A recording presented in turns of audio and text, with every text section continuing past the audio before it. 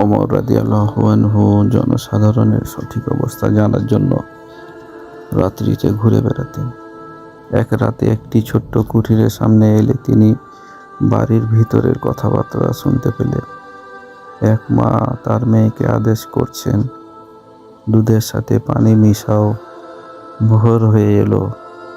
মেয়েটি উত্তর দিল, না মা, ওমর যদি জানতে পারে দুধের সাথে পানি মিশাই তাহলে তিনি শাস্তি দিবেন।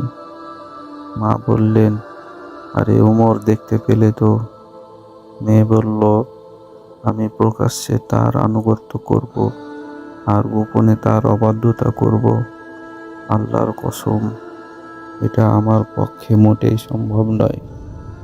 অন্য বর্ণনা এসেছে, সে বলল, ওমর হয়তো আমাদেরকে দেখছেন না, কিন্তু তার প্রভু তো আমাদেরকে দেখছেন। গোপনে সব শুনে ওমর রাদিয়াল্লাহু আনহু বাড়িটি চিহ্নিত করে ফিরে এলেন।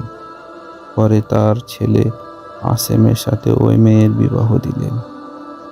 তার গর্ভে দুটি কন্যা সন্তান জন্মগ্রহণ করল, যাদের একজনের গর্ভে ওমর বিন আব্দুল আজিজ রাহমাতুল্লাহ আলাইহির মতো সন্তান জন্ম হয়েছিল।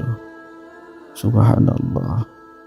এ থেকে আমরা যা শিক্ষা পাই, পাত্র পাত্রী নির্বাচনের ক্ষেত্রে অন্যান্য সকল গুণের উপর দিনদারি ও আল্লাহ ভীরুতাকে প্রাধান্য দিতে হবে।